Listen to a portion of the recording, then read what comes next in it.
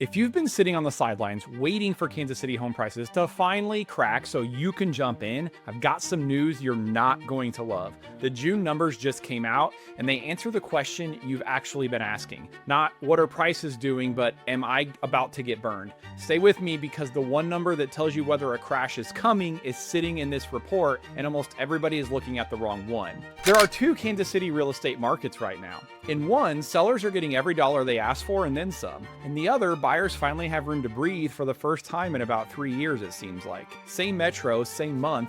Depending on which county you're standing in, you are living in a completely different market. I'm Joe Nelson with the Nelson Home Group, and these are the Heartland MLS numbers that dropped July 7th based on the June closings. Let's get into it. Here's the plan. First, the big picture metro numbers, what price and sales actually did. Then the split, the counties where sellers are winning versus ones where buyers just got some leverage back. Then what it means for you, whether you're selling this year or trying to buy. And at the end, that one number that settles the crash question for good. Start with the headline for the whole Kansas City metro. The average sales price in June hit $410,448, up 4.4% from a year ago. The median, the one sitting at dead center, came in at $350,000, up 4.2%. Here's what that actually means for you. If you bought a median KC home a year ago, you're sitting on somewhere around $14,000 in appreciation you didn't have to lift a finger for. And if you're waiting to buy, that same house costs you 14 grand more than it did last summer. Prices aren't exploding, they're grinding higher, steady, month after month. That grind is a thing. Sales are up too. The metro closed 4,026 home sales in June, up 2.4%. And we're up 4.7% on closings for the first half of the year over the first half of the year last year. More homes changing hands than a year ago and at higher prices. Whatever you've been told about a slowdown, that is not what a slowdown looks like. Now, the number that runs the whole show, inventory. Total homes for sale across the metro dropped to 7,818, down 6.9% from last year. That leaves a 2.4 month supply. Quick translation, if you don't stare at this stuff all day, months of supply is how long it would take to sell every home on the market if no new ones got listed. Under 5 or 6 months would be a seller's market, and we're at 2.4. We've been camped there for a while. Hold on to that number because I'm coming back to it, and it's the one that answers the crash question. Sellers are feeling it though. Across the metro, they took home 98.8% of their original asking price in June. When homes sell for basically what people are listing them at, buyers don't have much room to push. One thing did tip the buyer's way a little.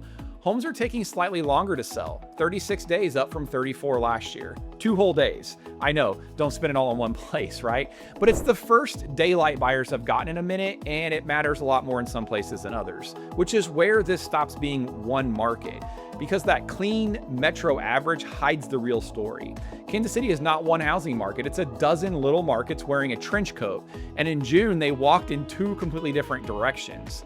On one side, they squeeze. Clay County, up in the Northland, it's the tightest market in the entire metro. Supply there fell 25% in a single year, down to 1.8 months. When there's that little to buy, buyers fight over it. And in June, sellers in Clay County got 100.4% of their asking price. On average, read that again, the average seller got more than they asked for. If you own a home in Clay County right now, this is the part you screenshot because you're holding a very strong hand. Cross the state line into Johnson County, Kansas, same story at a higher price. Johnson County led the whole metro in sales this June, over 1,100 homes closed, and sellers pulled 101% of asking, with the median home right now sitting at $499,000. Highest volume in the metro, near the highest prices, and still a dead heat seller's market at 1.9 months of supply. Platte County's right behind them though. This is interesting. Average price up more than 11% in a year, knocking on that $500,000 mark. Okay, so that's the one market, tight seller's market. Push out toward the edges of the metro and the rules change on you. Take Clinton County up north. Pending sales there jumped almost 90% in June. Now I'll be straight with you, the way I'd want somebody to be straight with me. Clinton is a small county. That 90% is 19 homes going under contract last June against 36 this June. So it's a big percentage sitting on a small pile. Don't let anybody sell you on a revolution off 17 contracts. But the direction is real and it matches what I'm watching on the ground. Buyers who got tired of losing in the core are pushing outward to find something they can actually win. And if you're one of those buyers, Worn out from losing bidding wars and just wanting room to breathe? Look at Ray County. While the core metro sprinted, Ray's inventory held completely flat, zero change from a year ago, and homes took 54 days to sell against 36 for the metro. Same small county caveat though, it's a thin market, so read it as a signal, not the gospel. But that's the one spot in this whole report where a buyer gets time back. Time to think, time to put your inspection contingency back in the offer instead of waiving everything just to win. For the right buyer, that's the entire ballgame. And then there's Jackson County, which is its own animal entirely. Jackson is the volume anchor of the metro, nearly 1,000 homes sold in June, more than anybody on the Missouri side, and prices there were flat, down 0.5% for the month, in a metro where most places ran up 4, 5, 11%. Jackson barely twitched. That's not weakness, it's a ballast, and if you want the closest thing to a stable, predictable Kansas City market, one that isn't sprinting away from you while you shop, Jackson County might be it. So what do you do with all this?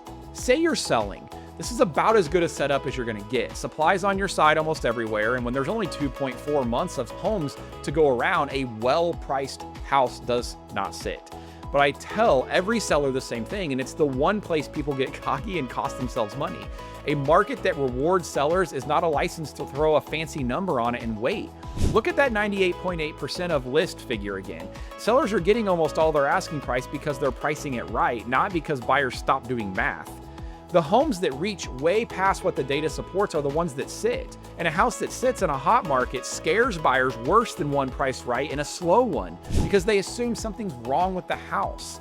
Price it to the comps, market it hard, and in most of the metro, you'll have activity fast. That's the play. Greed is the one way to lose in a seller's market, and I watch people do it all the time. Now, if you're buying, I'm not going to sugarcoat it. In the core counties, you're still competing. Clay, Johnson, Platte. You bring your strongest offer, you're pre-approved before you fall in love with anything, and you move fast when the right one shows up. But you've got more options than the headlines may make it look. That extra time on market, 2 days metro-wide, and a lot more than that toward the edges is leverage you flat out did not have a year ago. Widen the search. The buyers winning right now are the ones willing to look one county past where everybody else is stacked up fighting. That's where your dollars stretch. That's where you can actually negotiate. And in a metro this connected, we're often talking a 20-minute difference in commute for a real difference in price and competition. Nobody's handing that tip out at the open house. And a quick word to my veterans and active duty folks, since a lot of you are here, your VA loan works in every one of these counties, and in a lower competition market, that zero down offer is a lot stronger than people give it credit for. When a seller's weighing two similar offers and yours doesn't hinge on a giant down payment coming together, that can be a real conversation.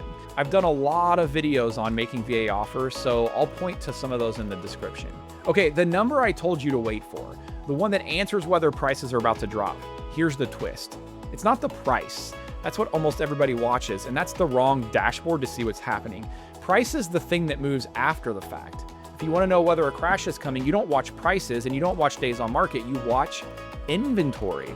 Because a price crash needs one specific thing to happen first. Supply and demand, right? A flood of homes hitting the market with nobody to buy them. That's it. More supply than demand. That is the only thing that has ever caused prices to actually fall.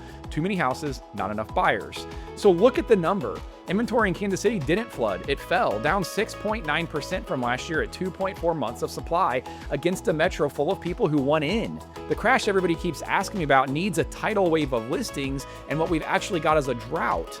You've been staring at the price tag waiting for it to blink. The number that would actually warn you is inventory, and it's pointing the exact opposite direction from the crash that you're bracing for. Could the pace cool off? Absolutely. Prices could climb slower, but slowing down and falling down are two completely different things. And people talk themselves out of a house every year by confusing them.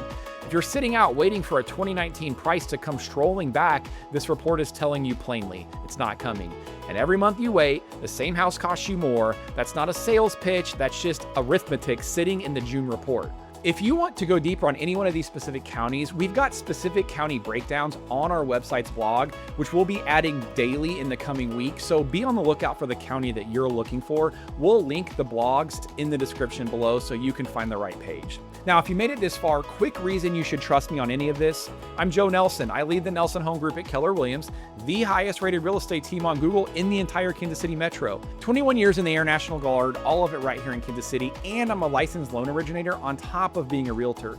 So when the talk turns to financing, I'm not guessing, that's my lane too. This is home for me. Born here, raising my family here, and this market is my actual backyard, not a territory I picked up off a map. And the honest reason I make these is because I want to work with you. That's the whole thing. Not pushy. I just like helping people make a smart move in a market I know. So if you're thinking about buying or selling anywhere in the Kansas City metro this year, or you're a veteran trying to sort out your VA options, reach out. My team would be honored to help you. Contact info is right below the video. Call or email, whatever is easiest. Don't sit on this though. The market moves. June just proved it again, and the people who talk to somebody early are the ones holding the most options when it's finally go time. I read the numbers so you don't have to. Let me put them to work for you. I'm Joe Nelson, Nelson Home Group. Let's get to work.